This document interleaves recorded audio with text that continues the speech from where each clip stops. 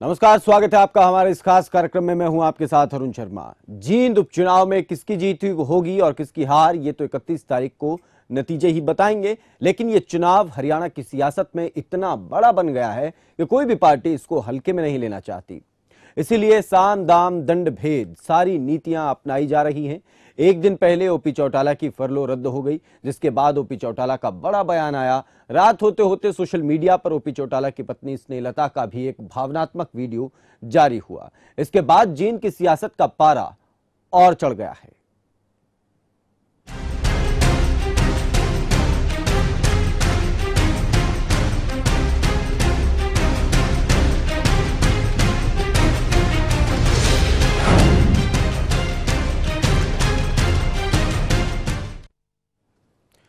पूर्व मुख्यमंत्री ओपी चौटाला ने दुष्यंत चौटाला और दिग्विजय चौटाला को गद्दार बताया। देर रात सोशल मीडिया पर स्नेहलता का वीडियो सामने आया, जिसमें दुष्यंत, दिग्विजय समेत नैना चौटाला को भी खरी खरी सुनाई गई। दादा दादी के वार पर दुष्यंत चौटाला, दिग्विजय चौटाला और नैना चौटाला का भी बयान सामने आया। प्रचार के दौरान एक तस्वीर वो भी देखने को मिली जब खुद नैना चौटाला के एक जनसभा को संबोधित करते हुए आंसू छलक गए। नैना चौटाला ने कहा कि उन्होंने किसी भी तरह की कोई गलती नहीं की है, लेकिन फिर भी उन्हें बदनाम किया जा रहा है। दोपहर बाद अभय चौटाला ने मीडिया को संबोधित किया और दुष्यंत, दिग्विजय और नैना चौटाला पर जमकर निशाना साधा। अभय चौटाला ने अजय चौटाला परिवार से अपने रिश्ते खत्म करने तक का ऐलान कर दिया। आइए पहले हम आपको ओपी चौटाला और स्नेहलता के वो बयान सुनवाते हैं जिसके बारे में काफी चर्चा हो रही है। चौटाला साहब, आप दुष्यंत और दिग्विजय का समर्थन कर रहे हैं, ऐसा प्रचार किया जा रहा है कि आप उनको समर्थन कर रहे हैं। मैं गद्दारों को और देशद्रोहियों का कभी समर्थन नहीं करता। मैं पार्टी के प्रति मेरी पार्टी इंडियन नेशनल लोकल का उम्मीदवार उमेद रेड्डी जो है, मैं उसका समर्थक हूँ और उसकी तन मन धन से मदद करूँ। चौटाला साहब, आप फरलों पे जा रहे हैं, क्या आप स्वस्थ हैं? जेल से निकल गए? स्वस्थ नहीं हूँ, मुझे जबरदस्ती हॉस्पिटल से निकाला जा रहा है। अगर हमें ना होता तो हमें तो कोई देखने वाला ही नहीं था। ना कोई बेटियों को घर में घुसने देती। वो मेरी बहू है जो कि बहुत अच्छी थी, पर अब बड़ी नालायक होगी। वो रैली में जो धक्के मुक्के हुए थे वो भी किसी से छुपे हुए नहीं है। वो तो अपने दादा को गिराना चाहते थे, भी इनके पैर हाथ टूट जाएंगे। दुष्यंत जैसा, दिग्विजय जैसा नालायक तो किसी के पैदा ही ना हो और हो तो रहे ना। मैं तो आखिरी यही कहती हूँ, वो चारों जी, मैं तो मर जाऊं तो मेरी अर्थी के भी हाथ ना लगाए। अरे मुझे देखने में नहीं आए, मैं इतनी दुखी हूं उनसे, और मेरे से क्या कुछ हो गया। ये देखा आपने, ये भावनात्मक वीडियो जारी किया है। जैसे ही ये पता चला कि ओम प्रकाश चौटाला की फरलो जो है वो आगे डिले हो गई है, उसका टाइम डिले हो गया है। पहले वो 22 तारीख से ही उन्हें मिल जाना था और 23 तारीख से ही वो चुनाव प्रचार के लिए आ जाने वाले थे। काफ़ी सारी शर्तें थी और उन शर्तों का पालन करना था। एक शर्त इसमें बाद में ये भी जोड़ दी गई थी कि वो किसी भी तरीके की राजनीतिक गतिविधि या किसी राजनीतिक संबोधन में शामिल नहीं होंगे। उधर नैना चौटाला ने जनसभा को संबोधित किया और क्या कुछ कहा उन्होंने, एक बार वो भी सुन लीजिए, फिर आगे बढ़ेंगे। मतलब मुझे राजनीति जो है ना, मैं एक राजनीतिक परिवार में जरूर आई थी, पर मुझे राजनीति कभी अच्छी नहीं लगती थी। कभी भी, मैं बिल्कुल औरतों को, मैं मन की बात बता रही हूँ आज मुझे कभी राजनीति अच्छी नहीं लगती थी। पर ऐसी परिस्थितियां हुई कि जिस चीज से मैं इतने साल भागती थी, मैं अजय जी के साथ कार में बैठ के होके भी मैं कभी लोगों के बीच में नहीं उतरी। कभी भी मैं ये कहती थी नहीं, मुझे राजनीति नहीं। मैं कार में ही बैठी रहती, उनके प्रोग्राम चलते थे, कई बार मैं साथ होती थी, मैं कभी नहीं उतरी। मैं जितनी इस चीज से मैं दूर भागने की मैंने कोशिश की ना, भगवान ने भी मुझे उसी चीज में धकेल दिया। मैं दुष्यंत का जब मेरे नाम आता है तो मुझे ये लगता है कि भगवान ने ना सारी मुसीबतें उस बच्चे को दे दी।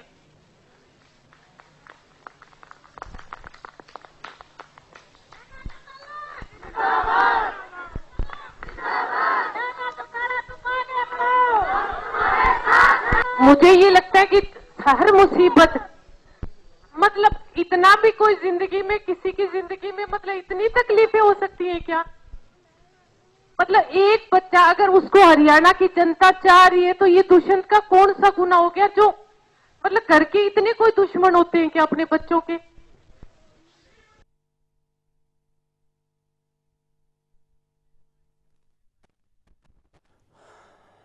तो एक परिवार के भावनात्मक बातें, वो भी चुनाव के दौरान, क्या ये संयोग माना जाए कि इसी दौरान ये सब बातें निकल कर के आ रही हैं, या फिर ये भी मान लिया जाए कि उन सब बातों को दरकिनार करते हुए कि एक परिवार जो है भले ही वो राजनीति से जुड़ा है, राजनेता हैं और नामी राजनेता हैं, ऐसे में उनको भावनात्मक होने का कोई अधिकार नहीं, भावनाएं उनकी ना निकलें ऐसा कोई उनका अधिकार नहीं, अधिकार है सबकी भावनाएं निकलें। लेकिन फिर क्या इसे संयोग माने कि चुनावों के समय ही ये सब हो रहा है?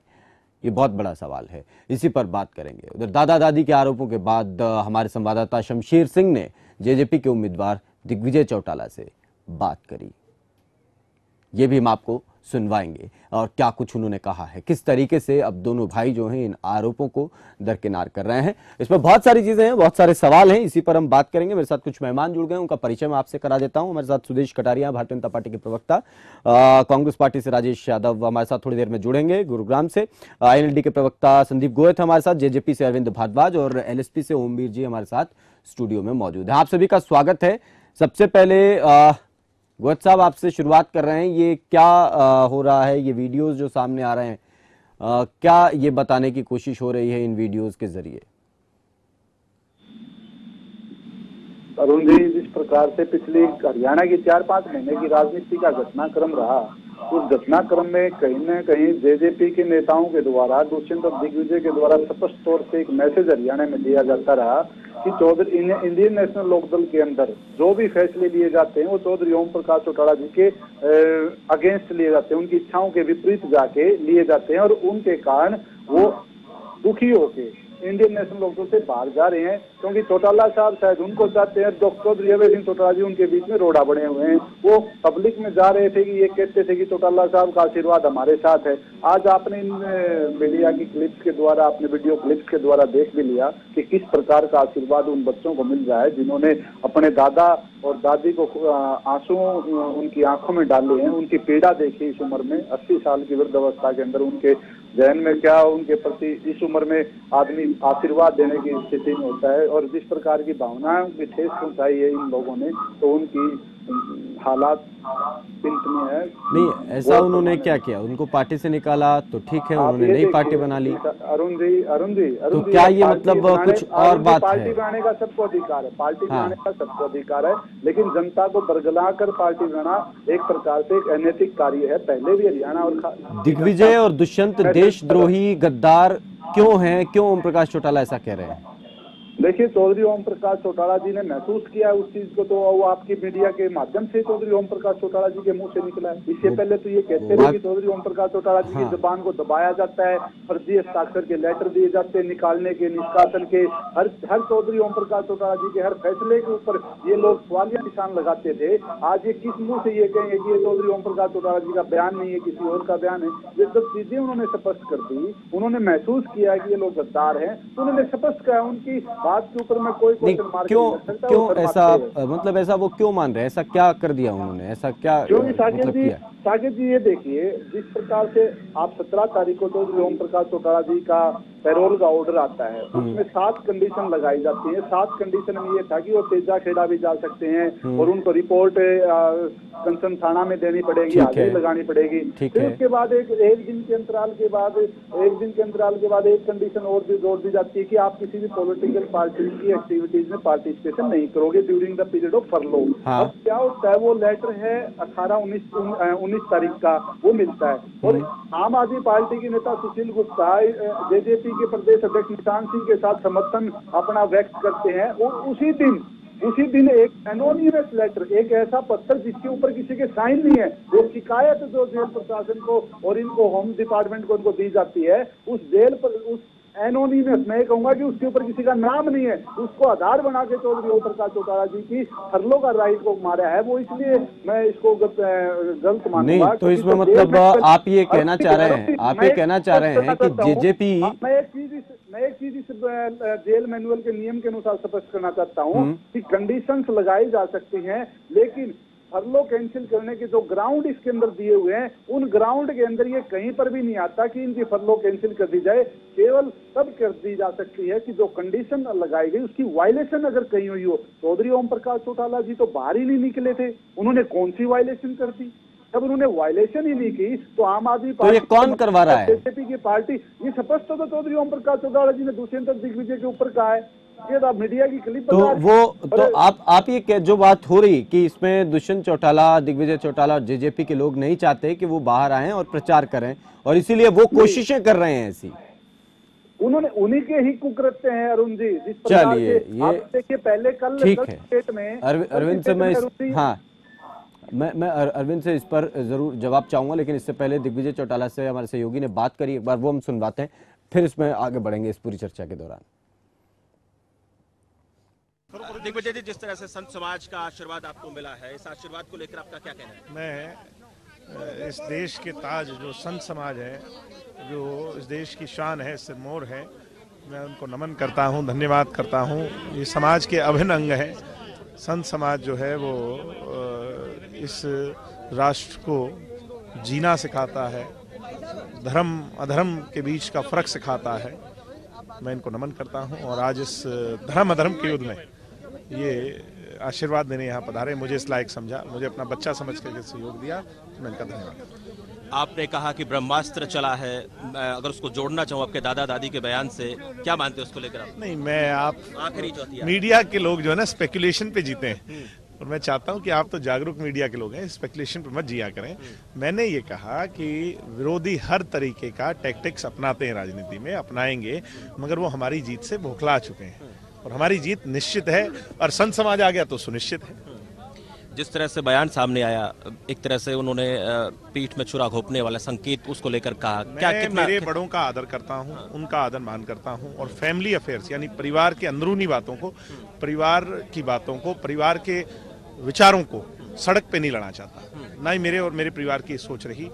अब वो कहते हैं, गाना था पुराना हिंदी फिल्म का कि कुछ तो मजबूरियां रही होंगी, तो वो परमात्मा जाने या वो स्वयं जाने जो ऐसी बात कह रहे हैं।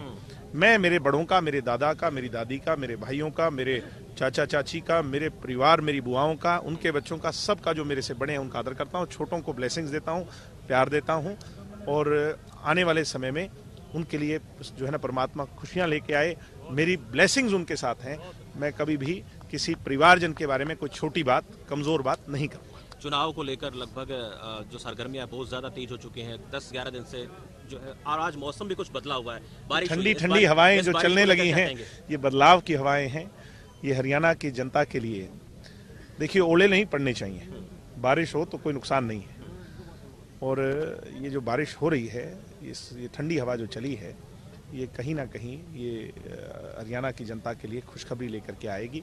जननायक जनता पार्टी का आगाज होगा, और जननायक जनता पार्टी जनता के लिए समर्पित पार्टी, चौधरी देवीलाल के अधूरे सपने जो रह गए उनको पूरा करने के लिए जो संकल्प लिया है, इस हरियाणा को श्रेष्ठ हरियाणा, एक हरियाणा 36 बिरादरी का हरियाणा बनाने का जो संकल्प लिया है वो पूरा करें। चलिए, बहुत बहुत शुक्रिया। दिग्विजय चौटाला का ये कहना कि जो बयानबाजियां की जा रही हैं, जिस तरह की बातें परिवार के बड़े लोगों की तरफ से कही जा रही हैं, वो ये कहने कि इस तरह की छोटी बातें, छोटे बयान हम नहीं देंगे, हम सबका सम्मान करते हैं, सबका आदर करते हैं, सबके रिस्पेक्ट करते हैं, सीधे तौर पर ये कहना।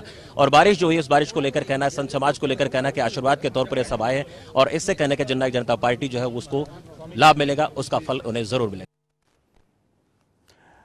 तो सुना आपने, अरविंद भारद्वाज है हमारे साथ, प्रतिक्रिया अरविंद आपकी। सबसे बड़ी बात है, मेरे जो साथी प्रवक्ता भी यहाँ बोल रहे थे इनेलो के, और इससे पहले भी थोड़ी देर पहले मैं नेता प्रतिपक्ष जी के भी प्रेस कॉन्फ्रेंस चल रही थी, उसे भी लाइव सुन रहा था। तो सबसे बड़ी बात अरुण जी ये है कि जो भी लोग ये आरोप लगा रहे हैं, हमारी ये भावना ऐसी, हमारी कभी भावना ऐसी नहीं रही। हमने तो सकारात्मक राजनीति को लेकर एक नई पहल की थी, प्रोग्रेसिव राजनीति, विचारधारा की राजनीति। चौधरी देवीलाल जो विचारधारा की जिसकी बात करते थे, और उसी को लेकर आज भी अभी दिग्विजय चौटाला जी के भी बयान आपने सुनाए, उन्होंने परिवार को लेकर क्या कहा, तो इसी तरह की सोच को लेकर हम चले। परंतु इसमें कई तथ्य हैं जो मेरे साथी प्रवक्ता और नेता प्रतिपक्ष अभय सिंह चौटाला जी ने आरोप लगाए। अगर उन्हें कोई आपत्ति है जेल प्रशासन की तरफ से जो फरलो कैंसिल की गई है, तो उन्हें कोर्ट जाना चाहिए। कल का ये डिसीजन आया है, वो कह रहे थे हम कल कोर्ट जाएंगे, आज वो कोर्ट क्यों नहीं गए पता नहीं, उसकी वजह मैं नहीं समझ सकता। परंतु अगर उनके साथ कहीं कोई ज्यादती हो रही है तो वो कोर्ट जाए, ये उनकी पार्टी का अंदरूनी मामला है। परंतु इस मामले से दुष्यंत चौटाला जी और दिग्विजय चौटाला जी को जोड़ना, ये थोड़ी ताजुब की बात है। फिर वो कहते हैं कि साहब आम आदमी पार्टी से इनके रिश्ते हैं, इसी वजह से आम आदमी पार्टी ने ये फरलो कैंसिल की है। तो मैं एक तकनीकी रूप से अपने इनेलो के प्रवक्ता महोदय जी जो बैठे हुए हैं उन्हें भी जानकारी दे दूं, और मैं टीवी चैनल के माध्यम से और जो लोग लाखों लोग सुन रहे हैं इस डिबेट को उनको भी बता दूं कि जो पेरोल और फरलो में बहुत अंतर है। पेरोल जो दी जाती है वो दिल्ली प्रशासन की ओर से दी जाती है, या फिर अगर वहां से कैंसिल होती है तो उसके लिए कोर्ट जाया जाता है। परंतु अगर फरलो ली जाती है तो वो जेल प्रशासन, प्रदेश सरकार नहीं, जेल प्रशासन मतलब डीजी जेल है, जो डायरेक्टर जनरल जो जेल है, वही ऑथराइज होते हैं फरलो को देने के लिए और फरलो को कैंसिल करने के लिए। फरलो को देने या कैंसिल करने में प्रदेश सरकार, दिल्ली प्रदेश सरकार की कोई भूमिका नहीं होती। उसकी एक वजह है क्योंकि दिल्ली एक पूर्ण राज्य का दर्जा नहीं है और वहां पर जो पुलिस विभाग है, जेल विभाग है, ये केंद्र सरकार के अधीन है। तो ये इसमें प्रदेश सरकार की कोई सीधी डायरेक्ट भूमिका नहीं होती। पहली बात ये, आप जो रूल्स है उनमें आप जाकर देख सकते हैं। मैंने भी वो रूल बुक पूरी पढ़ ली है, उसी के आधार पर मैं उत्तर देना चाहूंगा। हाँ, मैं आ रहा हूँ अरुण जी, एक मिनट ठीक है, बताइए। तो प्रदेश सरकार इसमें छेड़खानी नहीं कर सकती। अगर इसमें कोई जाति हुई है, मैं फिर भी कह रहा हूं, तो आप कोर्ट चले जाइए, कोर्ट आपके साथ न्याय कर देगा। चलिए, परंतु इसके लिए अगर कोई दोषी हो सकता है, संदीप आप अपनी प्रतिक्रिया दीजिए। एक मिनट अरुण जी, एक लाइन हो, अगर पॉलिटिकली इसमें इंटरफेयर हो सकता है तो भारतीय जनता पार्टी कर सकती है। चलिए, ये एक और पॉइंट आ गया, इसमें कोई भी पॉलिटिकल इंटरफेरेंस हो सकता है तो वो बीजेपी की तरफ से हो। चलिए संदीप गोयत, आप नहीं, मुझे ताज्जुब होता है अरुण जी कि जेजेपी के इतने समझदार प्रवक्ता टीवी के ऊपर लोगों को गुमराह करने का काम कर रहे हैं। इनको ये नहीं पता कि दिल्ली तिहाड़ जेल की वेबसाइट पे जाओगे तो सबसे पहले ये लिख रखा है कि दिल्ली जेल के 2 जेलें हैं, तिहाड़ जेल और रोहिणी की, और दिल्ली जेल सारी की सारी Delhi jail in order are under the administrative control of government of Delhi. ये किसको पागल बना रहे हैं? ये किसको झूठ बेच रहे हैं? क्या इन्होंने थोड़ा पढ़ा नहीं, अपना होमवर्क करके नहीं आए? ये दिल्ली की जेलें दिल्ली गवर्नमेंट के होम मिनिस्ट्री के अंदर काम करती हैं। ठीक है, वो फरलो और पेरोल पर बात कर रहे थे, ठीक है। ये इसी बात की प्रतिक्रिया अरविंद एक बार दे रहे, फिर मैं आऊंगा संदीप आपके पास। इसी बात की प्रतिक्रिया। हाँ अरविंद बताइए। दिल्ली की बात नहीं है, पुलिस एक मिनट रुकिए। सेंट्रल गवर्नमेंट के अंदर उपराज्य प्रशासन अरुण जी जिसके मंत्री सत्येंद्र जैन है, ठीक है अरुण जी, मैं बताता हूँ, मैटर आया है वो ये अरुण जी, ठीक है, वो जवाब दे रहे हैं, वो जवाब दे रहे हैं, अरविंद जवाब दे रहे हैं। हाँ अरविंद बताइए। मैं बताना चाहता हूं कि दिल्ली की जो बात कर रहे हैं, दिल्ली जेल प्रशासन, उसमें डीजी की जो नियुक्ति होती है वो केंद्र में होम मिनिस्ट्री के जरिए होती है, सेंट्रल गवर्नमेंट होम मिनिस्ट्री, जिसके मंत्री राजनाथ सिंह जी है। उन्हीं को शिकायत करने की बात अभय चौटाला जी ने कही है। अगर आपने प्रेस कॉन्फ्रेंस सुनी हो, शायद इन्होंने नहीं सुनी, नेता प्रतिपक्ष जी की प्रेस कॉन्फ्रेंस। पहली बात, एक मिनट सुनिए। डीजी जेल की जो रिपोर्टिंग है वो प्रदेश सरकार को नहीं होती, उसकी नियुक्ति जो होती है वो भी गृह मंत्रालय भारत सरकार से होती है। पहली बात। दूसरी बात, फरलो और पेरोल अलग चीजें हैं। पेरोल प्रदेश सरकार दिल्ली देगी, परंतु फरलो जो है वो डीजी जेल को पावर होती है, वो बिना किसी की अनुमति के डीजी जेल दे सकता है। ये रूल है। आप कहें तो मैं आपको कॉपी दिखा देता हूँ। एडमिनिस्ट्रेटिव सेक्रेटरी है, principal secretary home, administrative secretary है इन चीजों का। आप क्यों लोगों को झूठ बोलते हो? आप लोग, दूसरी बात इन्होंने कहा फरलों को लेकर, अरुण जी मैं एक चीज बताना चाहूंगा, जो नियम दिल्ली पूर्ण राज्य नहीं है, तो दिल्ली में उपराज्यपाल का चलिए ठीक है। इस बहस से आगे बढ़ते हुए, इस बहस से आगे बढ़ते हुए मैं और भी सवाल इसमें उठेंगे, थोड़ा सा आगे बढ़ रहे हैं।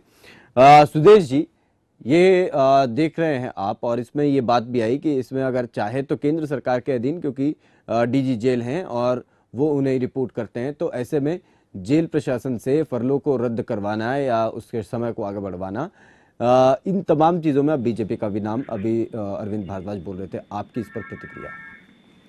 देखिए अरुण जी, सबसे पहले मैं आपको आपके चैनल के माध्यम से बता दूं जिस प्रकार से इस परिवार में लूटा कुश्ती चल रही है, सबसे पहले तो पूरे हरियाणा प्रदेश की जनता जानती है, दोनों दलों के मुखिया, दोनों दलों के सुप्रीम वो माननीय ओम प्रकाश चौटाला जी और माननीय अजय सिंह चौटाला जी युवाओं के अधिकारों के आनंद और भ्रष्टाचार के आरोप में जेल में बंद है। हरियाणा प्रदेश की जनता को गुमराह करके उनको बेवकूफ बनाना चाहते हैं। किस प्रकार से इमोशनल कार्ड खेला जा रहा है, किस प्रकार से हरियाणा प्रदेश की जनता को झूठ के सहारे एक चुनाव में जाने की कोशिश की जा रही है, लेकिन प्रदेश की जनता जानती है इन्होंने अपने कार्यकाल में किस प्रकार के काले कारनामे किए, उनकी सजा भुगत रहे हैं और इन दोनों में नूरा चल रही है। इनको प्रदेश की जनता को लेना देना, दोनों के दोनों सुप्रीमो ओम प्रकाश चौटाला, अजय सिंह चौटाला, पूरा हरियाणा प्रदेश की जनता जानती है, बताने की आवश्यकता नहीं है। और मैं आपको बता दूं, बिल्कुल इस तरफ भारतीय जनता पार्टी 28 तारीख को जीत की जनता बता देगी। आने वाले समय में प्रचंड बहुमत से जीत की जनता भारतीय जनता पार्टी के पक्ष में मतदान करके भाजपा का विधायक किशन मिड्ढा को उसको विधायक बनाने का काम करेगी। ठीक है, इन लोगों के ठीक है। हरियाणा प्रदेश की और जीत की जनता आने वाली नहीं है। इनके काले कारनामे, जिस प्रकार से इनकी पहले लूट और लूट की राजनीति की प्रदेश की जनता बखूबी जानती है और भारतीय जनता पार्टी इस प्रकार की गंदी राजनीति नहीं करती। चलिए, ठीक है ओमवीर जी। देखिए अरुण जी, बड़े अफसोस की बात है कि प्रजातंत्र में, डेमोक्रेसी में एक परिवार के रोने ना रोने, प्रॉपर्टी बंटवारे, देशद्रोही, गद्दार और पैरोल हुआ नहीं हुआ, यहाँ वकालत की जा रही है, किसी को एबीसीडी पता नहीं है, वो भी टीवी का टाइम भी खा रहा है, जनता का टाइम भी खा रहा है। लेकिन हरियाणा के अंदर एलएसपी का जन्म इस बात के लिए हुआ है कि ये कौन परिवार है, ये कोई राजा है कि क्या इस डेमोक्रेसी में इनके ऊपर ही चर्चा होगी। एक कैदी, एक भ्रष्टाचार का कैदी, उसको फरलो मिली ना मिली, ये क्वेश्चन कहाँ है। ये एक पार्टी का मुखिया हो सकता है, लेकिन आज के देश में वो एक कैदी है और कैदी को फरलो मिली ना मिली वो इनके परिवार का विषय है। लेकिन प्रजातंत्र, देखिए सुनिए, आप बोल रहे थे तो दूसरों को बोलने दो, आप सुनो, बहस तभी अच्छी होती है। लेकिन मेरा क्वेश्चन ये है कि जींद के इलेक्शन में ये लोग दोनों ही फाइट में नहीं है, इसलिए एक दूसरे पर रोना पीटना हो रहा है। संदेश पा रहा हूं, एक बार वो बात। जींद के अंदर जो सबसे बड़ा एक नया डेवलपमेंट आज चल रहा है कि भारतीय जनता पार्टी ने जैसे एक इनेलो से उधारा या बोरो किया या पैराशूट कैंडिडेट उतारा, आज भारतीय जनता पार्टी जींद के अंदर ये अफवाहें फैलाती घूम रही है कि राजकुमार सैनी तो हमको समर्थन कर रहे हैं। तो मैं भारतीय जनता पार्टी को बताना चाहता हूं कि आज इनके पास 15 आदमी वोट मांगने को नहीं है। अभी पीछे 19 तारीख को जिस तरह का जनसैलाब सांसद राजकुमार सैनी के साथ और विनोद आसरी जी के साथ वोट मांग रहा था जींद में, वहां खुद प्रेजेंट भी था, कि इनकी हवा निकल चुकी है। ये अब राजकुमार सैनी हमारे साथ हैं, हमको समर्थन कर रहे हैं, इस तरह की बात कह रहे हैं।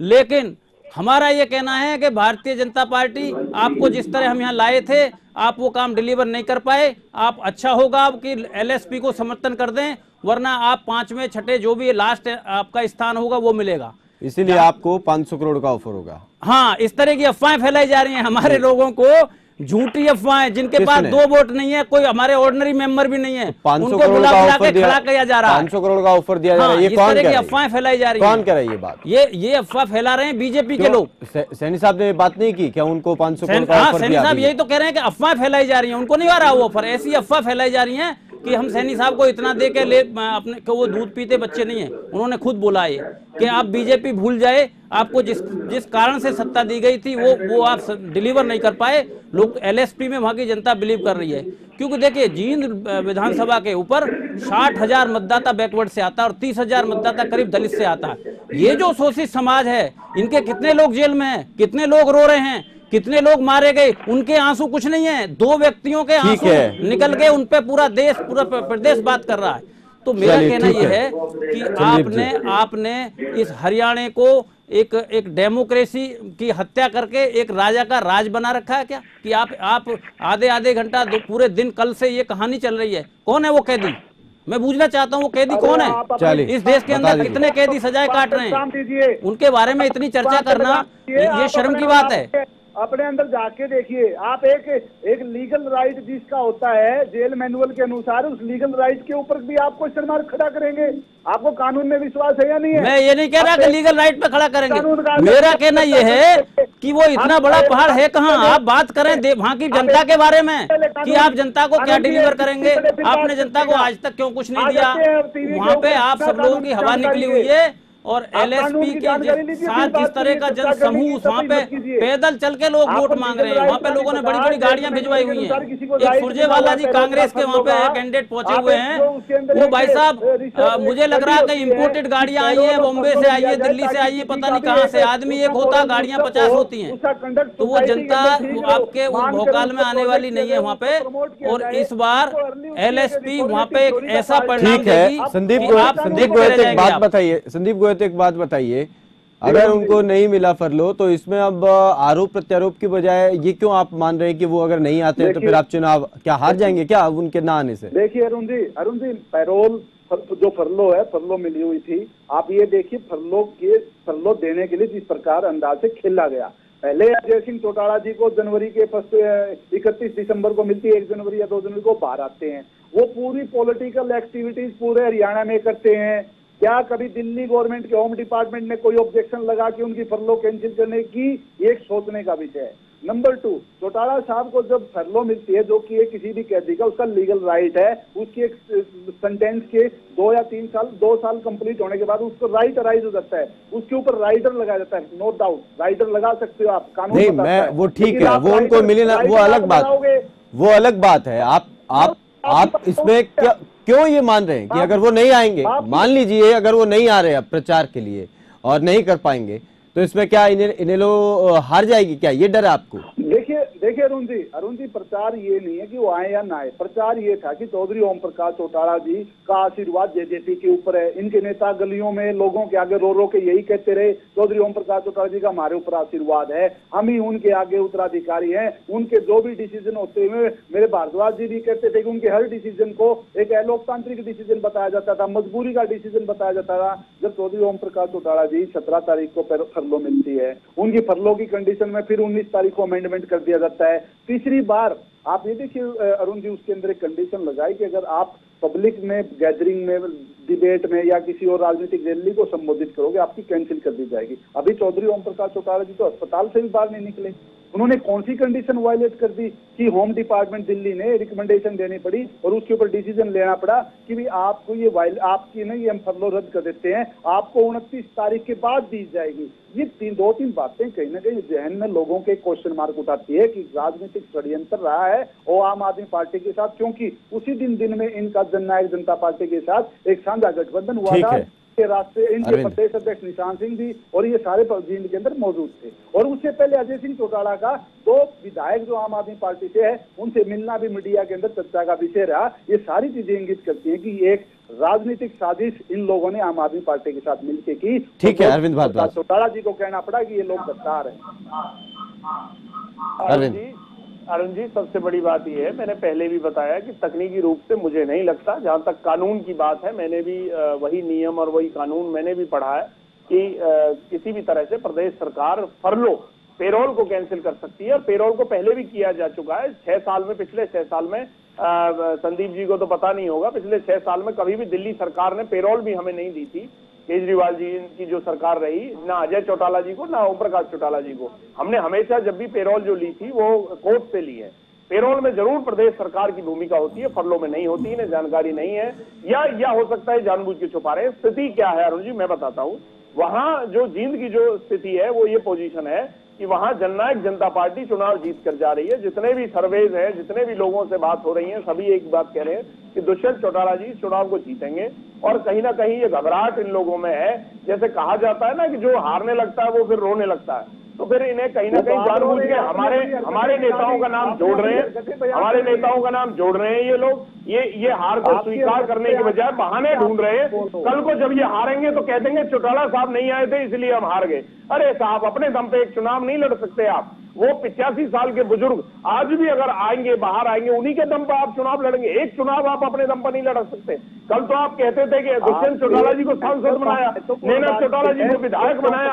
आज एक जीत का चुनाव नहीं लड़ा जा रहा, पूरी पार्टी आपके साथ, सारे विधायक आपके साथ, सांसद, राज्यसभा सांसद आपके साथ, बहुजन समाज पार्टी का आपके साथ गठबंधन है। एक चुनाव लड़ने की हिम्मत नहीं है, मादा नहीं कि चुनाव लड़ सके। और क्या क्या बात कर रहे, दूसरों पर अपनी कमियां दूसरों पर डाल रहे।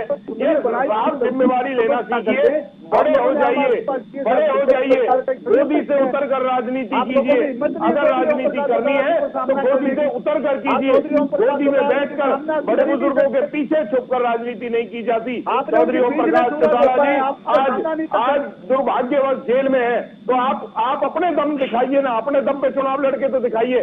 5,000 वोट नहीं पार हो रही आप पे, इसलिए मजबूरन आप आज रो रहे हैं। आप कल जब हारेंगे तो बहाना ढूंढ रहे हैं, अपनी हार का बहाना ढूंढ रहे हैं और कुछ नहीं है। हरियाणा प्रदेश की जनता, जींद की जनता इस बात को जानती है कि इनेलो इस चुनाव को हार रही है और जेजेपी इस चुनाव को जीत रही है। और चाहे आप कुछ भी कह लीजिए, सच्चाई सब जानते हैं। अगर दिग्विजय जी ने कंप्लेंट की है तो वो लेटर जारी कीजिए, अगर आपके पास लेटर नहीं है तो माफी मांगिए, और अगर आपके साथ अनियमितता हुई है तो कोर्ट जाइए, अन्याय हुआ है तो कोर्ट जाइए, कोर्ट से न्याय हो जाएगा। एक पॉइंट, अब एक इसमें एक संदीप, ये कोर्ट नहीं जाएंगे। ठीक है, ये जो पॉइंट है इसमें संदीप जी कि इसमें कोर्ट में, इसके खिलाफ आप कोर्ट भी जा सकते थे, क्यों नहीं गए? देखिए आप अरुण जी, इसमें देखिए, एक तो पहले तो ये कोर्ट में जाने की जो सलाह देते हैं, ये सलाहें अपने तक सीमित रहती है, क्योंकि उस लेटर के अंदर ये दिया हुआ है आप 28 तारीख के बाद जाएंगे, और कोर्ट में ये तो है नहीं आज ऑर्डर मिला आप उसी टाइम पहुंच जाएंगे, उसमें एक पेपर फॉर्मेलिटी होती है, टाइम भी लगता है, लीगल ओपिनियन भी होती है। अच्छा, एक और इसमें ठीक है, वो चलिए वो सब बातें, फाइलिंग होने के बाद में वो सब बातें क्या जरूरत पड़ रही है, ठीक है। मैं पेशे से वकील हूँ, मैं बता रहा हूँ, ठीक है, क्या अड़चन आती है, चलिए ठीक है, उस अड़चन से अलग एक सवाल ये बनता है, मैं अपने वकील को बोल के कल सुबह पेपर लगवाता हूँ, आप बताइए क्या बात कर रहे हो? क्या बात कर रहे हो? अपनी कार्रवाई कीजिए, आप लोगों ने उसमें कानूनी कोई पहलू है ही नहीं। करेंगे। देखिए अरुण जी मैं बताता हूँ, अरुण जी मैं बताता हूँ, ठीक है, बारी बारी से एक बार बारी बारी से कर लेते हैं, बारी बारी से कर लेते हैं, बारी बारी से कर लेते हैं, बारी बारी से कर लेते हैं, इसमें कोई बड़ी बात नहीं है। चलिए ठीक है, संदीप गोयत एक सवाल आपसे है, ठीक है अरविंद मैं आ रहा हूं आपके पास। संदीप गोयत एक सवाल आपसे है, अब आपको क्या वाकई जरूरत महसूस हो रही कि ओपी चौटाला मैदान में हो? देखिए अरुण जी, मैं पहले भी तस्वीर साफ कर चुका हूं कि चौधरी ओम प्रकाश चौटाला जी के लिए जींद की जनता इंतजार कर रही थी, क्योंकि इन्होंने झूठ खूब उड़ाई हुई थी कि चौधरी ओम प्रकाश चौटाला जी की आशीर्वाद और सह इनके ऊपर है, इंडियन नेशनल लोकदल में उनका विश्वास नहीं है। उस चीज को स्पष्ट करने के लिए जींद की जनता बड़े बेसब्री से चौधरी ओम प्रकाश चौटाला जी का एक इशारा चाह रही थी, उनके मुख से निकला हुआ संदेश वो मानने का इंतजार कर रही थी। अब चौधरी ओम प्रकाश चौटाला जी को रोकने की भरपूर कोशिश तो नहीं उन्होंने की, लेकिन वो तो आप लोगों का, मीडिया का मैं धन्यवादी हूँ कि चौधरी ओम प्रकाश चौटाला जी ने अपने वक्तव्य आपकी मीडिया के माध्यम से हरियाणा की जनता को दे चुके हैं। अब रही बात कमजोर की कौन है, तो जो उमेश सिंह रेड्डी हमारे उम्मीदवार हैं वो जमीनी स्तर के उम्मीदवार हैं, वो अपनी लड़ाई अपने लोगों के, अपने आस पड़ोस के गांव के लोगों के और लोकल मतदाताओं के मुद्दों को उठाते हुए जिस प्रकार का विश्वास उन्होंने जीता है, उस विश्वास के दम पर जींद का इलेक्शन के अंदर आप उस जनता का वो संदेश लेके जाएंगे, विधानसभा में वो पहुंचेंगे। ठीक है अरविंद, आप अपनी इस पर बात पूरी कीजिए, फिर मैं आगे बढ़ रहा हूँ चर्चा में। अरुण जी अभी इन्होंने कहा कि जींद की जनता को चौटाला साहब का संदेश मिल जाएगा तो हमारा जो प्रत्याशी इनेलो का है वो जीत जाएगा। चौटाला साहब का संदेश मिल गया ना कि उनका समर्थन इनेलो के साथ है, उम्मीद रेडू के साथ है, तो अब ये जीत रहे हैं। अगर ये जीत रहे हैं तो फिर रो क्यों रहे हैं? आज भी प्रेस कॉन्फ्रेंस कर रहे हैं इसी मुद्दे पे कर रहे हैं। अरे साहब बीजेपी के खिलाफ करो, सरकार के खिलाफ लड़ो, विकास की बात करो, बेरोजगार युवाओं की बात करो, टूटी सड़कों की बात करो, बदहाली की बात करो। चलिए ठीक है, आज भी दिग्विजय जी की बात कर रहे हैं, ठीक है, आगे बढ़ रहे हैं। चलिए ठीक है, चर्चा में आगे बढ़ रहे हैं। इसमें अब और भी मसले हैं बात करने के। सुदेश कटारिया, क्यों ये जरूरत पड़ती है कहने की कि राजकुमार सैनी को जो है हम अपने पक्ष में कर लेंगे, वो आपको समर्थन कर देंगे और 500 करोड़ का ऑफर दे देंगे, ये सब बातें? देखिए इस प्रकार की मनगढ़ंत बात जिस प्रकार से बना रहे हैं, प्रदेश की जनता जानती है, भारतीय जनता पार्टी इस प्रकार की और राजनीति कभी नहीं करती। और इन्होंने भाई अभी इंडियन नेशनल लोकदल और जेजेपी के ठीक है, उन पर बात काफी हो गई उन पर। अब आप पर भी बात कर लेते हैं ना थोड़ी सी। बीजेपी पे ये बात करते हैं रोजगार की, जो युवाओं पे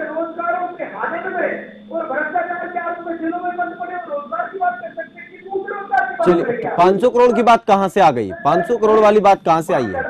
गलत बातें कर रहे हैं चुनाव में। सही मायने में भारतीय जनता पार्टी के पक्ष में ना भारतीय जनता पार्टी को किसी की गठबंधन की आवश्यकता नहीं है। भारतीय जनता ठीक है ओमिर जी, गठबंधन हरियाणा प्रदेश की जनता से हो चुका है, केंद्र की जनता पार्टी ठीक सबका गठबंधन है हरियाणा प्रदेश की जनता के साथ, तो सबका गठबंधन है, लेकिन उस गठबंधन में अपनी अपनी सोची जा रही है, वोट लिए जा रहे हैं, आगे नहीं सोचा जा रहा। लोगों की आवश्यकता नहीं है, 2025 नहीं है। इस प्रकार की मनगढ़ंत बातें करके चुनाव में एक रायता फैलाने वाली बात कर रहे हैं। और ये 500 करोड़ वाली बात कहां से आई है? दूर से टोटल इनकी तरफ से अफवाह फैलाई जा रही है, क्योंकि चुनाव हारने का बात नहीं बता पाएंगे। हर पार्टी ये इस चक्कर में है कि 10,000 से कौन पार्टी करे, 10,000 के आंकड़े को क्रॉस करने के लड़ाई लड़ रही है, वर्चस्व ठीक है, चलिए ठीक है ओमिर जी। हाँ ओमिर जी, देखिए भारतीय जनता पार्टी ने जो 2-3 लोग जो एलएसपी के मेंबर भी कभी नहीं रहे, कि एक आध उनमें कभी मेंबर रहा, उनको खड़ा करके बार बार प्रेस कॉन्फ्रेंस कराना कि एलएसपी के लोग हमारे पास आ गए, बार बार अखबारों में निकलवाना, बार बार टीवी पे कहलवाना कि जो राजकुमार सैनी तो हमको समर्थन कर देंगे। ये बीजेपी की हार और एक हताशता दिख रही है वहाँ पे कि हाँ इनको लग रहा है कि अब हमारे पास कोई मतदाता नहीं है, क्योंकि इनके पास जो इनका कैंडिडेट है वही बोरोड किया गया है, वही इनके पास कैंडिडेट ही नहीं था वहाँ पे। तो इन्होंने मिट्सर मिड्ढा को जो वहाँ पे खड़ा किया है, उसके बाद इवन जो बीजेपी का कोर वोटर हुआ करता था वो भी आज इनसे वह नाराज है। और जहाँ तक दलित और पिछड़े समाज की बात है, उसको तो जिस तरह जिस कारण के लिए इनको वोट दिया गया था, हरियाणा में आप उनके मान सम्मान और सुरक्षा का ध्यान रखेंगे, उसमें ये बीजेपी सरकार बुरी तरह फेल रही, जिसकी रक्षा के लिए राजकुमार सैनी एक तरह के सामने निकल के आए, तो उससे ये बौखलाए हुए हैं कि ये सारा समाज जो ये गरीब समाज है, गरीब तबका, वोट देखिए अमीर की गरीब की बराबर होती है, तो जो गरीब तबका जिस तरह पैदल घूम घूम कर जींद के अंदर 10,000 लोग उस दिन सड़कों पे थे, तो उससे ये बीजेपी घबरा गई। और अभी कल परसों अनिल जैन जी वहाँ पे खुद जाके एक स्टेटमेंट दे रहे कि हम राजकुमार सैनी को इसलिए नहीं निकाल रहे हैं कि वो हीरो ना बन जाए। तो ये जो घबराहट, ये जो परेशानी इनकी जो दिख रही है कि बीजेपी आज कहीं फाइट में नहीं है और एलएसपी ही वहाँ पे एक सब्स्टिट्यूट है हरियाणा की जनता के लिए। सुदेश जी आपकी प्रतिक्रिया इसी पर। अरुण जी, इनकी 2000 पर्ची नहीं है, पूरे हरियाणा प्रदेश की बोलने से नहीं होता है, बोलने से थोड़ी होगा। आपके कैंडिडेट के साथ 15 लोग नहीं घूम पा रहे हैं। मैं वहाँ पे जो है जो बाजार था वहाँ पे मैं खुद वहाँ पे देखा कि वो गए एक गली से फिर वापस लौट गए, 15 लोग उनके साथ नहीं थे। और राजकुमार सैनी जिस समय विनोद आरसी वोट मांग रहे थे तो वहाँ पे ट्रैफिक जाम हो गया, 10,000 लोग वहाँ पे देहात से निकल के आ गए लोग। आप क्या बात कर रहे हैं? मैं खबर फास्ट चैनल के माध्यम से डंके की चोट पर कह रहा हूँ, 2025 करोड़ करता हूँ तो बता देना। 2000 ऐसे सब मैं बता रहा हूँ, बोलने से नहीं होता है। आपके बड़े बड़े नेता जींद में क्या कर रहे हैं? सारा हरियाणा इस समय जींद में आपने पहुंचा दिया, लेकिन अच्छा एक बात ये बताइए, क्यों नहीं फिर ये क्यों कहा जा रहा है, ये फिर क्यों उन लोगों को खड़ा किया जा रहा है? एलएसपी का क्यों लोग लाके खड़ा कर रहे हैं? तो कोई स्टैंडिंग नहीं है। अगर आप सही हैं और आप जीत की तरफ हैं तो क्यों एलएसपी के लोगों का नाम लेके बार बार के हमें वो समर्थन कर देंगे? आप लोगों ने अफवाह फैलाई, भारतीय जनता पार्टी की तरफ से किसी प्रकार का कोई बयान नहीं आया। इस प्रकार का ध्यान दे के आप लोग अपनी जिस प्रकार से जिंद की जनता पुराने अखबार उठा लें, 4 दिन पहले सारे आप टीवी चैनल्स को देख लें, हरियाणा के सारे मिनिस्टर, केंद्र के कुछ मिनिस्टर पहुंचे हुए हैं, जनता नहीं मिल रही प्रोग्राम देने के लिए। मैं आपको प्रैक्टिकल बात बता रहा हूँ, आप शायद जीत नहीं गए हैं। हमारा समर्थन कर चुके। हाँ, जहाँ राजकुमार सैनी सुबह 8 से लेकर रात के 9 बजे तक इतना शेड्यूल टाइट है कि लोग बुला रहे हैं हमारे यहाँ जाओ, वहाँ आपके नेतागण बैठे हुए हैं कि हमें कोई कहीं बुला ले। बता देगी किस प्रकार की कार्यशैली आपकी। भारतीय जनता पार्टी का ऐसा दिवालियापन वोटों के मामले में मुझे नहीं लग रहा आज के दरमियान कहीं किसी स्टेट में किसी विधानसभा में रहा होगा। सुदेश कटारिया एक और बात ये बताइए, यहाँ तो आमना सामना हो रखा पूरा का पूरा, अभी क्यों उनको पार्टी से नहीं निकाल रहे हैं? अब तो निकाल करके एक तरफ कीजिए ना। अरुण जी की वक्त ही क्या पार्टी से निकालने की? क्यों इसलिए नहीं निकाल रहे हैं? आप लगे हुए हैं, आप हार रहे हैं और आगे डर रहे हैं। हम इनके बारे में बात ही नहीं करना चाहते हैं। इनका कोई वजूद नहीं है। फिर क्यों ये बात फिर क्यों आ रही है कि राजकुमार सैनी जो है समर्थन क्यों कर आपने देंगे? प्रेस कॉन्फ्रेंस करके एक नॉर्मल आदमी को क्यों आपके अनिल जैन जी, आपके केंद्र के नेतागण, स्टेट की हायर लीडरशिप के सामने उनको ज्वाइन कराया जा रहा है, उनको बुलवाया जा रहा है। जींद की जनता अभी आपको बता देगी, आपके मुंह पे जवाब देगी, वोट की चोट से बदला। देखिए, जींद की जनता तो आपको बताएगी जब आप हरियाणा को जल के और राजनीति कर रहे थे, वहाँ खड़े हुए आप देख रहे थे, जिस समय खट्टर जी खड़े होकर हरियाणा को जलवा रहे थे और देख रहे थे और कांग्रेस जला रही थी, उसका जवाब आपको जींद में मिलेगा। पहली बार मौका आया जनता के पास, आज वहाँ रिक्शा गरीब आदमी से पूछ लें आप। ठीक है, प्रतिशोध लेना चलिए ठीक है। अब मैं बारी बारी से सबसे बात कर लेता हूं, क्योंकि जरूरी है जींद की जनता के लिए भी ये जानना है, समझ लेना कि आप लोग किन मुद्दों को लेकर, क्या ये यही मुद्दे रहेंगे जो इस चर्चा में है? क्या इसी तरीके से बात जींद में हो रही है? क्या जनता इस बात को समझ नहीं रही कि उनके विकास की बात या उनके विचार की बात कौन कर रहा है? संदीप गोयत आपसे शुरुआत कर रहे हैं। देखिए अरुण जी, जो पार्टी जींद की, मैं तो आज के दिन तो जींद कहूंगा, वैसे हरियाणा के सभी वर्गों की, किसान की, युवाओं की, महिलाओं की, हर वर्ग के सभी लोगों को साथ लेकर चलेगा और सबकी समस्याओं को दूर करने के लिए सदैव तत्पर रहेंगे। और उनके दिल में एक ऐसे लोगों की भलाई का एक उद्देश्य उनके माइंड में न रहे, वही पार्टी ही जींद की धरती पर जीत करनी पड़ेगी। ठीक है अरविंद, क्या लगता है आपको कि ये जो चीजें हो रही है जिस तरीके से भी, इसमें मुद्दों को छोड़ करके बात हो रही है राजनीति की और ज्यादा से ज्यादा कोशिश हो रही है एक दूसरे को किसी का हितैषी बता लेने की, या दूसरे को कहां से समर्थन जुटाया जाए, कहां से क्या कुछ और दूसरी बात हो, इस तरीके से क्यों कोशिशें हो रही हैं ज्यादा? अरुण जी, एक युवा होने के नाते मुझे बड़ा दुख है ये जानकर कि जो भी राजनीतिक दल है वो आज जींद के विकास पर बात नहीं करना चाहते, क्योंकि ये सभी दल कभी ना कभी सत्ता में रहकर गए हैं। अगर ये विकास पर बात करेंगे तो इन्हें अपनी सरकारों का भी जवाब देना पड़ेगा, क्योंकि आज जींद, आज भी अगर आप जाकर देख लें, कुछ रातों रात कुछ बदला नहीं है वहाँ। अगर जींद जाकर देख लें, ना वहाँ उद्योग है, ना रोजगार है, ना सड़कें हैं, ना अच्छे अस्पताल है, ना अच्छे स्कूल है, तो ना वहाँ पार्क है, मतलब वहाँ के सेक्टरों की हालत गाँवों से बदतर है। तो ये जो बदहाली है, इससे बचने के लिए, इस स्थिति पर जवाब से बचने के लिए ये सभी दल कीचड़ उछालने का काम कर रहे हैं। और जींद का जो वोटर है, जो नागरिक है, वो बड़े जागरूक हैं, वो विकास के साथ जाना चाहते हैं, सकारात्मक और प्रोग्रेसिव राजनीति के लिए की ओर जाना चाहते हैं। और पूरा भरोसा, पूरी उम्मीद है कि 31 तारीख को जब रिजल्ट आएगा तो जननायक जनता पार्टी इस चुनाव को जीत कर जाएगी। दुष्यंत चौटाला जी के रूप में हरियाणा प्रदेश की जनता बदलाव और परिवर्तन चाहती है। इन लोगों को देख चुकी है बार बार, अब इन्हें नकार दिया हरियाणा की जनता ने। सुदेश जी, अरुण जी, नकार दिया क्या? हम विकास और ईमानदारी को लेकर चुनाव मैदान में है। इनका विकास और ईमानदारी से देना नहीं है। सबसे बड़ा सबूत वादगी के तौर पर जिस प्रकार से 18,000 भर्तियां हमने योग्यता के आधार पर अभी लेटेस्ट लगाकर इनको आईना दिखाने का काम किया है। सत्य मायने में तो इनेलो परिवार से प्रदेश की जनता पीछा छुड़वाना चाहती है और किसी पार्टी का वहाँ कोई लेना देना नहीं है। एक तरफी भारतीय जनता पार्टी की लहर है। 28 तारीख को आप देख लेना, प्रचंड बहुमत से भारतीय जनता पार्टी के पक्ष में मतदान करके जींद की जनता भारतीय जनता पार्टी का विधायक बनाने का काम करेगी। लेकिन जींद की जनता तो विकास के मुद्दे टटोल रही कि हैं कहाँ? अगर मैं विकास की बात करूं अरुण जी, तो मैं बता रहा हूँ, जिस प्रकार से कांग्रेस के कार्यकाल में यूनिवर्सिटी 2 कमरे बनाए थे, हमने 100 करोड़ की लागत से चालू करने का काम किया, हमने रोडों का उद्धार किया, हमने सरकारी हॉस्पिटल को 100 बेड से 100 बेड का काम करने का किया। और जिस प्रकार से वहाँ की जो मेन माइनर थी, जो किसानों की रीढ़ है, उसको रिपेयर करके उसको चालू करवाने का काम किया। अगर मैं विकास की बात करूं, मैं बता रहा हूँ, इसी मुद्दे पर हम विकास और ईमानदारी के मुद्दे पर चुनाव मैदान में है और अवश्य जींद की जनता हमें प्रचंड बहुमत से विधानसभा में हमारे प्रत्याशी को जाने का काम करेगी। उमर जी, आप कुछ कहना चाह रहे हैं? देखिए, मेरा कहना यह है कि जींद के अंदर जहाँ तक विकास की बात आती है, सबसे पहला विषय होता सुरक्षा और सम्मान। तो जींद के अंदर जो करीब 1 लाख मतदाता, 90,000 मतदाता जो दलित और पिछड़े समाज से आता है, वो जब से हरियाणा बना है और इवन उससे पहले भी जिस तरह उसका शोषण होता रहा है, उसको ये कोई पार्टियां कोई जिक्र करने को तैयार नहीं है। जिस तरह का भेदभाव आज अभी ये जिस भर्ती की बात कर रहे हैं, मैं इनसे पूछता हूँ पलवल से क्या लोग लगाए इन्होंने?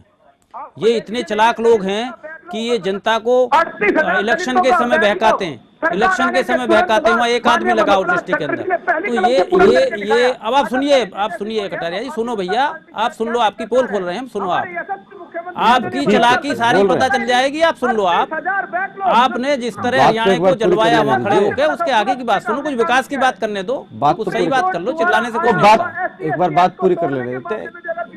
ठीक है सुधीर जी, अब आप बोलिए। आप सुन लो। अरे बस हो गया साहब, वो हो गया, ठीक है, वो एक बार उनकी बात पूरी हो जाने दीजिए, फिर मैं आपके पास ले लूंगा आपसे बात। देखिए, राजकुमार सैनी जी ने उस तबके को एड्रेस किया है, उस तबके से अपना संबंध दिखाया है कि जो असहाय है, विकलांग है, वृद्ध है, उसको 5,000 रुपये महीने की पेंशन हम लोग देंगे। और एक सबसे बड़ी बात है कि एक घर में 10 नौकरी में है, और एक घर में क्या, एक कई पीढ़ियों में एक परिवार में कोई भी व्यक्ति आज तक क्लास 4 नौकरी में भी नहीं गया। उस परिवार से अवश्य एक आदमी को नौकरी दिलाई जाएगी। नौकरी जब तक नहीं होगी 10,000 उसको जो है बेरोजगार भत्ता दिया जाएगा। तीसरी सबसे बड़ी बात है वहाँ पे आरक्षण का वर्गीकरण। हरियाणा के अंदर जिस तरह SC ST आरक्षण में AB का कहानी है, उसमें भी ये लोग इलेक्शन के समय बोल के और निकल जाते हैं और वोट लेके जीत के सत्ता में आ जाते हैं, फिर 5 साल बाद याद करते हैं। इस तरह OBC में जिस तरह के सेंट्रल लेवल पे इवन हरियाणा में जिस तरह वर्गीकरण का बार बार चर्चा होती रहती है, लेकिन उसका जो इम्प्लीमेंटेशन है, मात्र हरियाणा के अंदर 11-12% ही OBC का 27% में से कोटा भरा गया, बाकी सारी वैकेंसियां खाली हैं। भारतीय जनता पार्टी से पूछना चाहता हूं कि बैकवर्ड के OBC के नेता माननीय मोदी जी को हमने जो देश का प्राइम मिनिस्टर बनाया था, वो किस लिए बनाया था? क्या कॉर्पोरेट को लुटवाने के लिए इस देश को? क्या बेरोजगारों की फौज इस देश में खड़ी करने के लिए? क्या शिक्षण संस्थाओं में आरक्षण खत्म करने के लिए? क्या शिक्षण संस्थाओं का प्राइवेटाइजेशन करने के लिए? क्या जनरल समाज को आज बहकाने के लिए? ये जो आप जिस तरह की जो सेंटर में बैठकर पॉलिसियां बना रहे हैं ना, इसको जनता समझ रही है, और आपको जवाब मिलेगा इस इलेक्शन में। जो छोटा इलेक्शन है लेकिन बहुत बड़ा इलेक्शन बन गया है। जी, प्रतिक्रिया आपकी। अरुण जी, अगर मैं नौकरियों की बात करूं तो 50,000 ऐतिहासिक नौकरी हमने हरियाणा प्रदेश में पारदर्शिता और योग्यता के आधार पर देकर एक नया आयाम और एक राजनीति में जिस प्रकार से हमने बदलाव की कोशिश की है, जिस प्रकार से झूठ और लूट की राजनीति चलती थी, इंडियन नेशनल लोकदल और JJP के सुप्रीमो जिस प्रकार से युवाओं के अधिकारों के हनन में और नौकरियों की बंदरबाट में जेल में है, हमने उनको बेड़ियों को तोड़कर योग्यता के आधार पर नौकरियां देने का काम किया। और जिस प्रकार से मेरे लोकदल कह रहे थे अभी सैनी जी की पार्टी से प्रवक्ता कि नौकरियां नहीं दिया, आरक्षण नहीं दिया, अगर सबसे पहले हरियाणा में सरकार बनने के बाद बैकलॉग के नाम पर 38,000 रिक्शा किसी ने भरी, तो हमारी ऐतिहासिक सरकार। क्यों आप टीवी पे झूठ बोल रहे हैं? आप टीवी पे झूठ बोल रहे हैं। 11.5% से आगे बैकवर्ड का रिजर्वेशन नहीं है। कोर्ट में आपने डाटा सबमिट किया भाई साहब। Backlog 38,000 backlog. अरे 10% लोगों के पास 55% नौकरियां हैं। आप कहाँ हैं? आपने क्यों नहीं उनको न्याय दिलाया जो विषमता इस देश के प्रदेश के अंदर रही है? आपके पास तथ्य नहीं है। आगे आपने क्यों 90% आबादी के पास मात्र 45% नौकरियां हैं? आपकी सरकार ने कोर्ट में ये एफिडेविट दिया है। आपको नहीं पता अभी? नहीं, आपको पता नहीं है। आपको तो पता ही नहीं है। आपके मुख्यमंत्री को दर्द दुख का पता नहीं है। आप कैसी बात कर रहे हैं? अरे जिसको ये पता नहीं है कि बेटा मरता है तो क्या होता है, बेटी मरती है तो क्या होता है, रेप होता है तो क्या होता है, किस तरह की भावनाएं होती हैं इंसान के अंदर, वो उस व्यक्ति को पता नहीं है जो एक हफ्ते तक हरियाणा को जलवाता रहा। आप किसकी बात कर रहे हैं? चलिए ठीक ऐसे है, व्यक्ति को तो उस समय रिजाइन कर देना चाहिए था। शर्म आनी चाहिए उनको। चलिए वो मुख्यमंत्री बने रहे और लॉ एंड ऑर्डर इस तरह पैरालाइज रहा कि देश के अंदर फाइनल कमेंट की तरफ बढ़ रहे, फाइनल कमेंट पे आ गए, बस ठीक है, फैली हुई थी वो। चलिए ठीक है, देखिए अरुण जी, संदीप जी, देखिए जिस प्रकार से चौधरी देवीलाल जी से लेकर चौधरी ओम प्रकाश चौटाला जी और अब चौधरी अभय सिंह चौटाला जी किसान की, गाँव की, खलियान की, शहर के हर वर्ग की, समाज के हर वर्ग के हितैषी होकर जिस प्रकार उनकी सभी मांगों को मनवाने के लिए, और उससे पहले चौधरी देवीलाल जी के द्वारा जो खुशहाली किसानों के लिए लाए गए और उनकी नीतियों पर चलते चौधरी ओम प्रकाश चौटाला जी ने गांव-गांव का विकास किया। सरकार आपके द्वार के दौरान भी लोगों की समस्याओं को सुना, हर वर्ग के और मतलब खुशहाली के लिए जो कदम उठाए गए, उन कदमों को उस समय को याद करते हुए जींद की जनता निश्चित तौर से इंडियन नेशनल लोकदल के प्रत्याशी को जिताकर विधानसभा में भेजने का काम करेगी। ठीक है, अरविंद भारद्वाज, फाइनल कमेंट आपका। अरुण जी, इस बार जो चुनाव है बदलाव का चुनाव है, परिवर्तन का चुनाव है। इन सभी राजनीतिक दलों की जो कार्यशैली रही पिछले सालों में वो सबने हरियाणा प्रदेश ने देखी है। आज भी बहुत बड़े ताज्जुब और शर्म की बात है कि हरियाणा के लाखों नौजवान पढ़े लिखे होने के बावजूद बेरोजगार हैं। किसानों को उनकी फसल की कीमत नहीं मिलती, महिलाएं सुरक्षित नहीं है। तो ऐसे माहौल में लोग बदलाव चाहते हैं, एक नई सोच के साथ, युवा सोच के साथ जाना चाहते हैं। और यही वजह है कि दुष्यंत चौटाला जी के पीछे आज पूरा हरियाणा चलने को तैयार है। और उसका जींद में रिजल्ट देखिएगा 31 तारीख को जननायक जनता पार्टी भारी बहुमत से इस चुनाव को जीती। ठीक है, ओमवीर जी फाइनल कमेंट।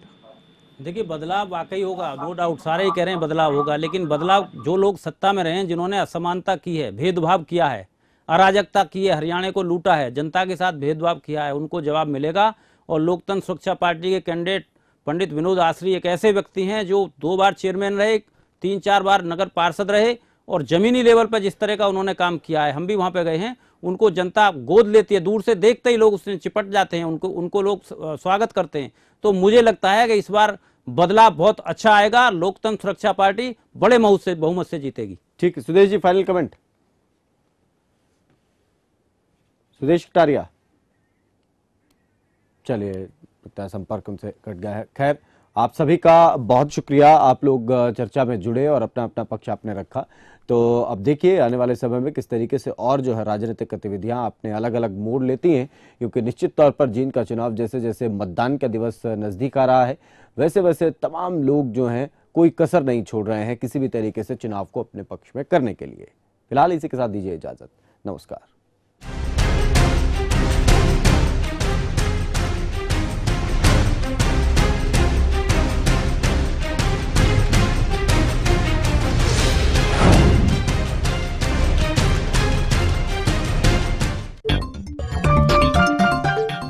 आप देख रहे हैं खबर फास्ट, तेज खबर पैनी नजर।